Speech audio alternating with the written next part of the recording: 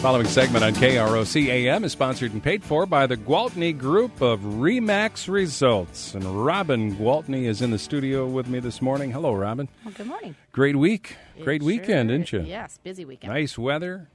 Absolutely. The homes are Realtors' just dreams. boom, boom, boom. There you Exactly. go. Our spring market has arrived early. Yeah, nice. Yeah, it's funny that the temperature gets a little bit warmer. Mm-hmm. People can they're actually ready to go out get and take walks, and they do, and they're in a better mood. And Absolutely. it's a good time to be a realtor, huh? Definitely is. All right. We're going to talk about, among other things, pre-inspections, pre-home inspections, getting ready for sale. We talked about presentation of a home last week. Right.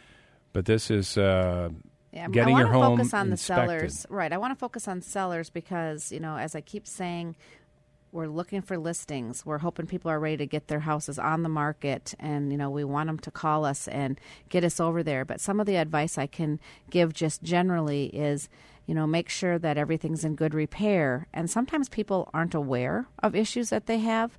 So I say get a home inspection, a pre-inspection. It's an inspection for the seller's sake. So if there are any hidden issues that they aren't aware of, they could have those issues taken care of before the buyer comes along. So what does the home inspector look for primarily? They just come through and they make sure the roof is in good repair and the windows are in good repair, and they check the furnace to make sure it's not leaking gas.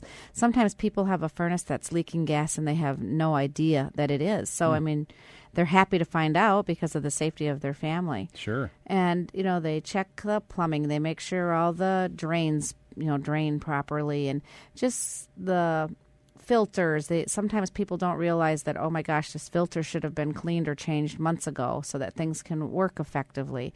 So they just go through, and I always tell the buyers it's sort of like a walking, talking homeowner's manual, because they say, if you have to shut your water off quickly, here's your emergency shut off. And if people are buying a house for the first time, sometimes they don't even know about those things. Oh, yeah. Or you don't think to ask. Right, and putting the furnace one way for winter. Check the toilets, you check the faucets. Exactly. That water runs well, okay, Yeah. Shuts off fine. And a lot of times we've lived in our home, we think we know all the issues, but sometimes home inspectors can point things out to us that we're not aware of. And it's good if you know as a seller in advance so you can address the issue and take care of it before the sale. One of the other things that is brought up is radon. You it's the big buzzword now. Radon. And it's important because, there is proof that radon does cause cancer, and that scares people. So people want to be safe in their home. They want their children to be safe, their families to be safe. So it's very important to know if your house has radon. Mitigating radon is not as big and scary of a deal as it sounds like. I think on the average, it costs about $1,200. So people think, oh, geez, if I have radon, it's going to be super expensive. And when you think about the health risk, that's a pretty low price to pay. Where does radon comes up from the ground? Correct. So it comes from the rocks. It depends on where your house was built. And what the bedrock is below your house. It's not any issue with the insulation. Oh, gosh, no. It has nothing like to do with the way your house was constructed. It's not due to faulty anything. It's just that it's a gas that's trapped in the rocks, and when it's released, it comes up. And if your house is above it, it'll come into your house any way it can get in. So typically it's through the sump basket.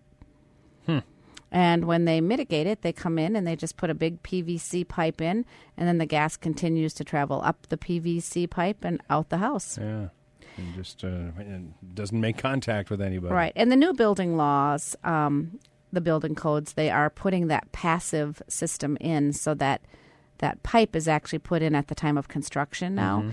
And they can still speed it up a bit, by putting a fan in and accelerating the gas leaving the house if they need to.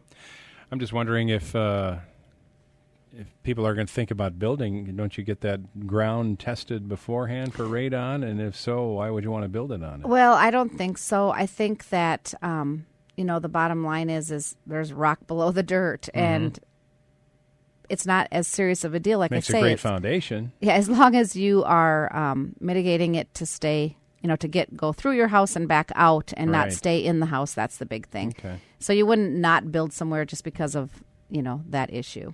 You just want to make sure you're not getting the radon into the house. How do you go about finding a good home inspector?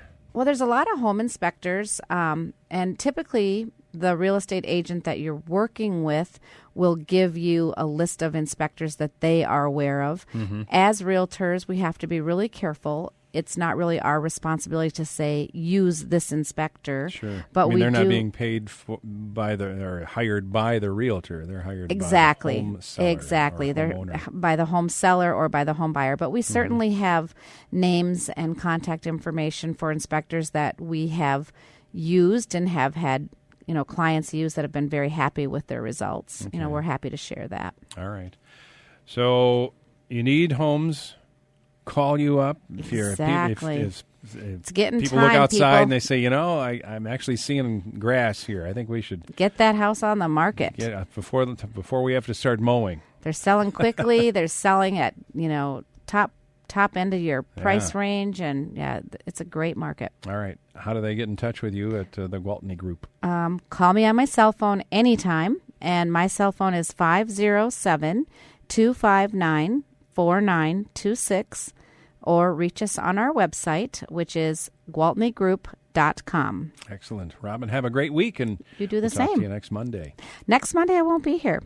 Well, how are we going to do that? Well, Becky from our team will come. Next Monday, Wonderful. I'm going to be in Vegas for the RE/MAX convention. Okay. Well, awesome. Throw in $1 for me. All right, I'll do that. Okay. All right, I'll do that. Okay. All right,